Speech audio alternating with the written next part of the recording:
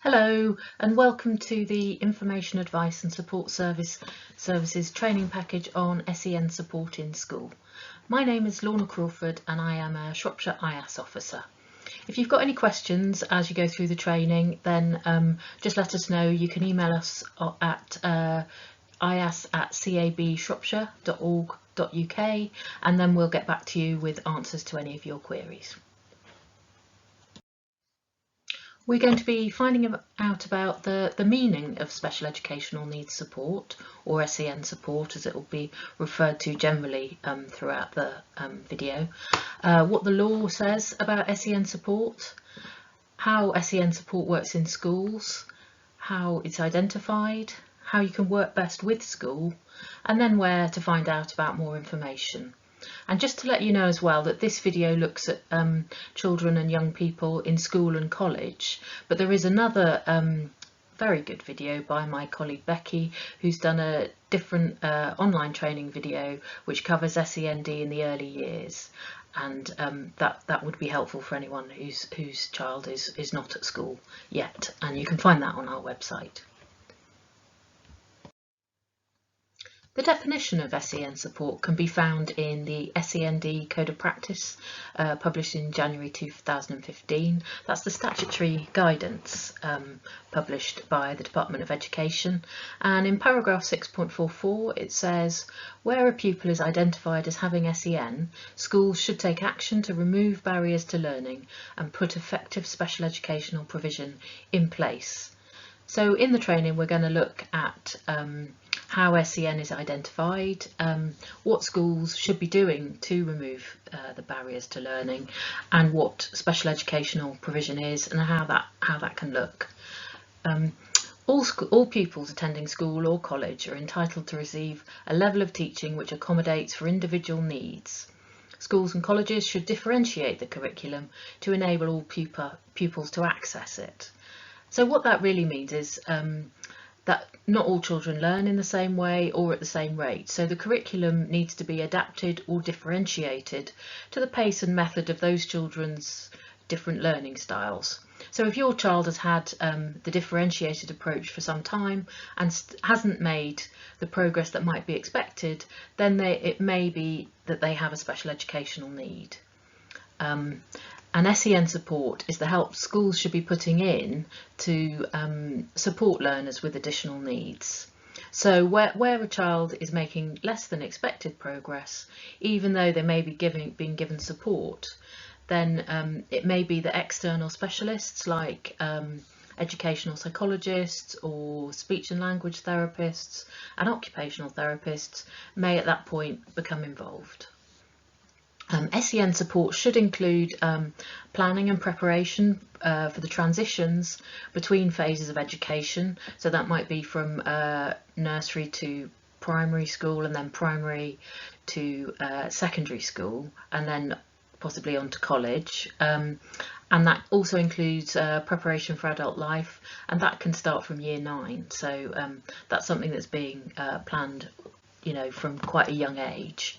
A good place to look for details of what's on offer is at the local offer, which is published by Shropshire Council on their website, and that sets out the support which could be expected to be provided by schools and colleges for all children and young people with SEN or disabilities.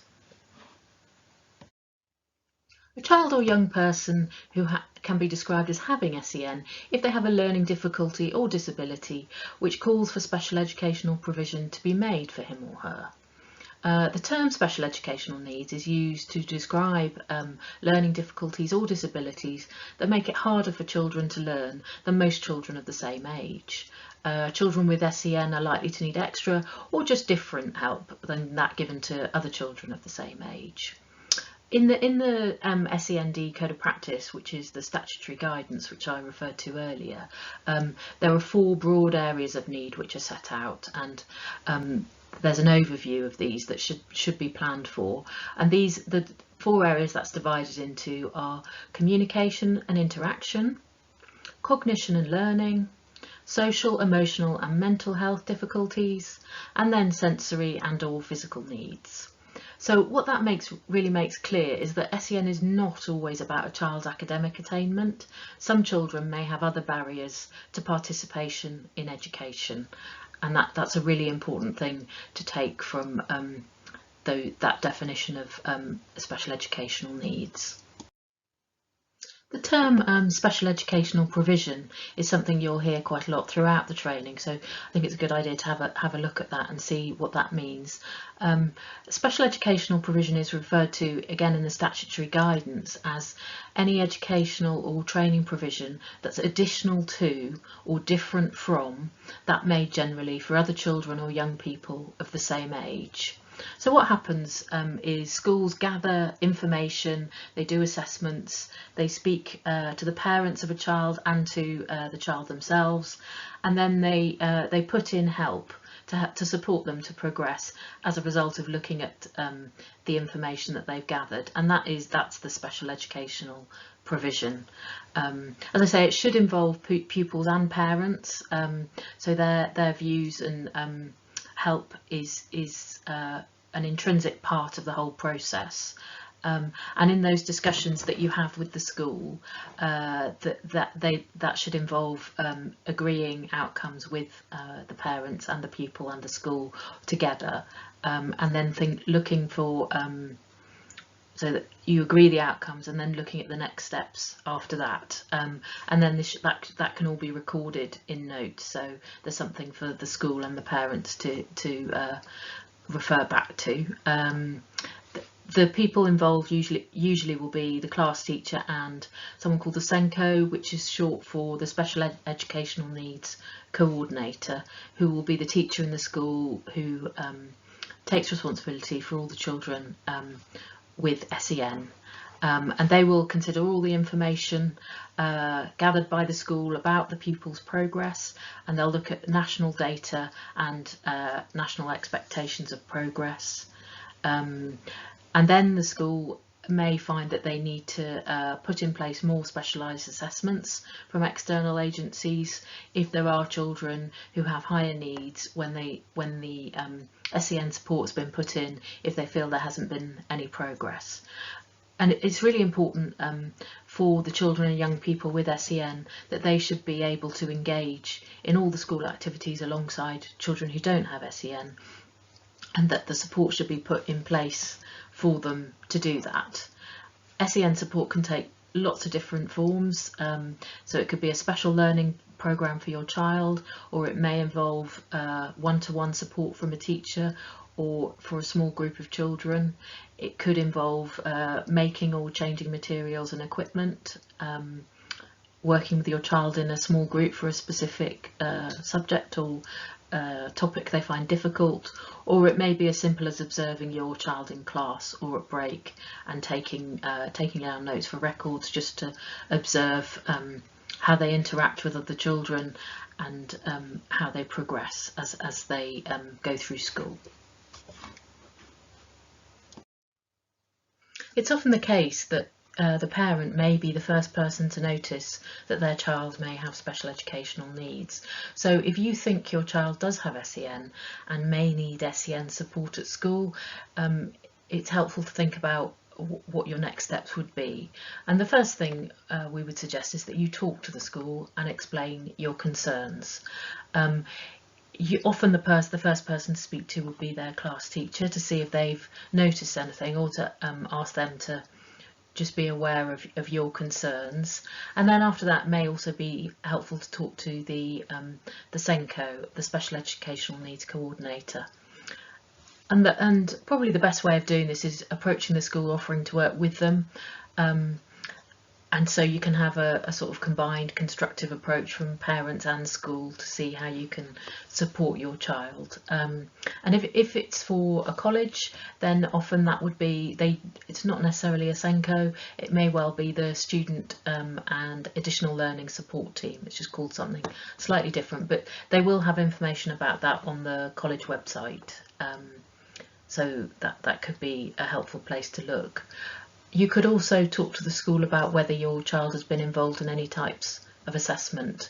You know, if something has been noticed, it may be that some assessments have already been taken place, or you could ask if if it will be appropriate for assessments to be put in place. So that might be speech and language therapy or occupational therapy from external agencies outside the school. If your child is really struggling and you feel that that's as a result of their special educational needs, then it's important to share how they're feeling, and so if they're unhappy or struggling, and then you could talk. The kind of things you can talk about would be the difficulties that they're talking about, or the difficulties they have at home. So you're sharing what happens in both settings.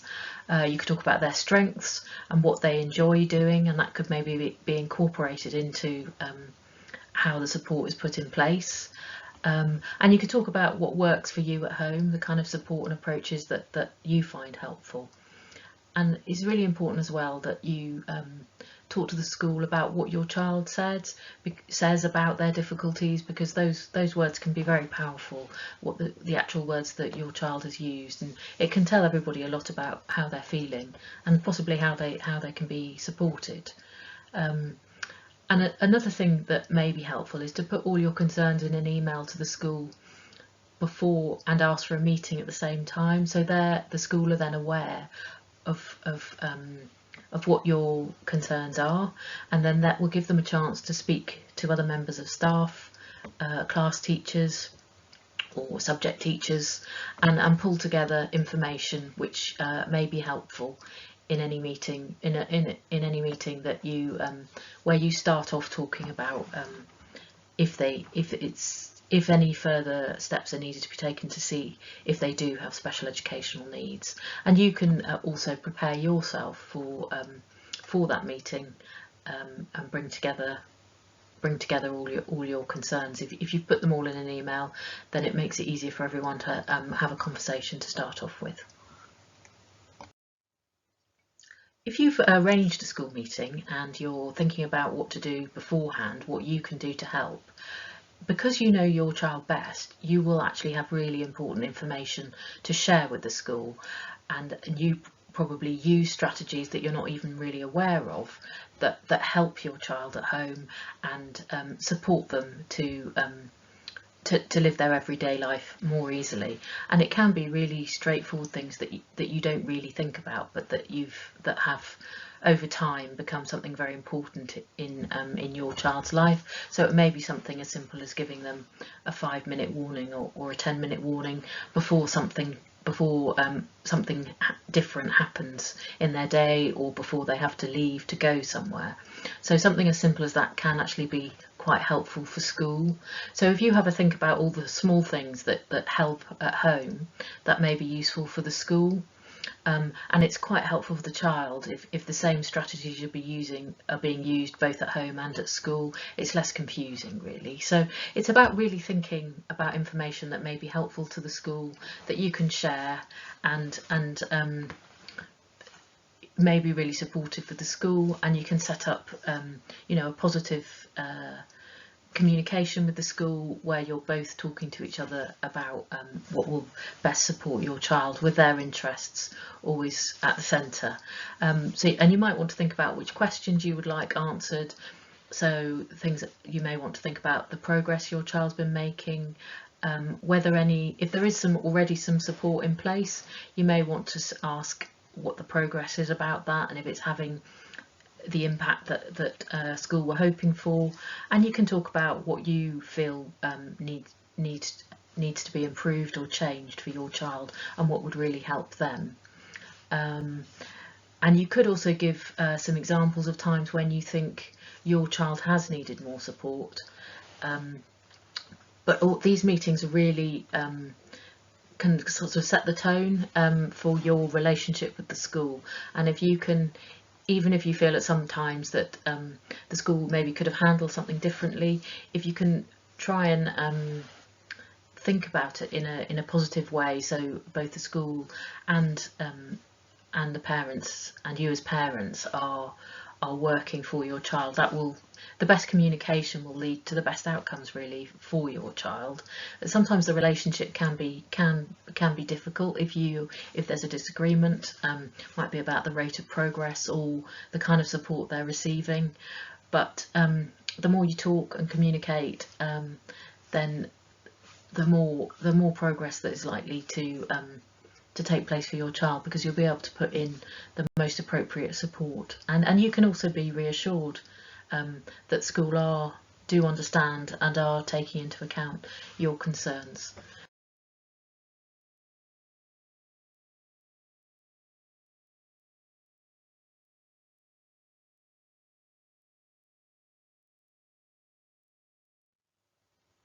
I've mentioned the SEND Code of Practice earlier, and I'm just going to have a look here at what they set out in the statutory guidance about the obligations on mainstream schools. It talks about the school being under a duty to use their best endeavours to make sure that a child with SEN gets the support they need, and that means doing everything they can really to meet children and young people's special educational needs. It's also sets out that they should ensure that children and young people with SEN engage in the activities of the school alongside pupils who don't have SEN. I have mentioned that before, but that's a really important part of it, that all the children are at school to do the activities together, and children with SEN need the support to be part of doing the activities of the school. There's also has to be a designated teacher responsible for coordinating special educational needs provision. We've talked about that. That's the SEN coordinator, who's often referred to as a SENCO. And it's also a duty for the school to inform parents when they're making any kind of special educational provision for their child, so that decision can be taken together, and parents are informed and part of that the whole way through.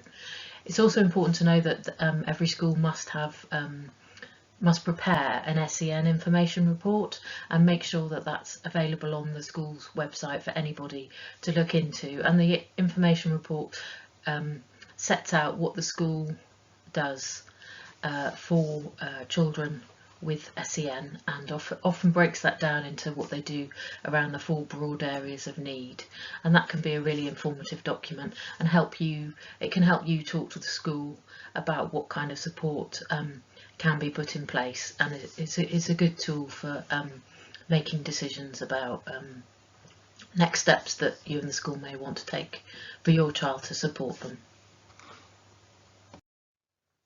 If school are trying to work out if your child does have SEN, then this support will take the form of a four-part cycle, which is known as the graduated approach.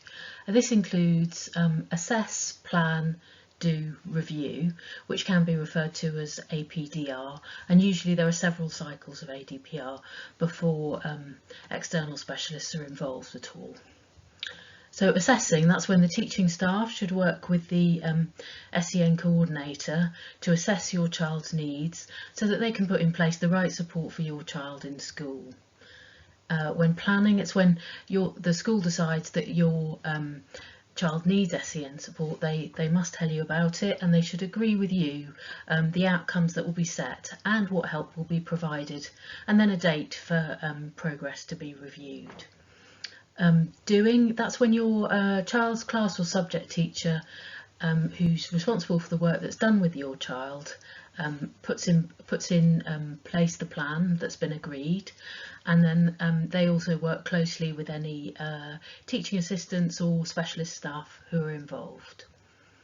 And then there's reviewing, when the school should review your child's progress and the difference that the help your child has been given has made on the date agreed in your plan. Usually parents and teachers meet about once a term to discuss the plan, and you and your child should be involved in the review and in planning the next step. And at that point, different strategies can be put into place if it's felt that the support that has been in place hasn't had the impact that had been planned for, and that can include more or different help. And the review then decides what those strategies and what other support will be put in place. Sometimes it involves other professionals, and they may be external, to help investigate the difficulties or plan the next steps. And then the next step could be to think about asking the local authority for an education, health and care needs assessment, and that can lead to the local authority agreeing to issue an education, health and care plan. And they're can be referred to as an EHCNA and an EHCP. But at the moment we're really looking at SEN support, and the EHCP is something to be considered later on.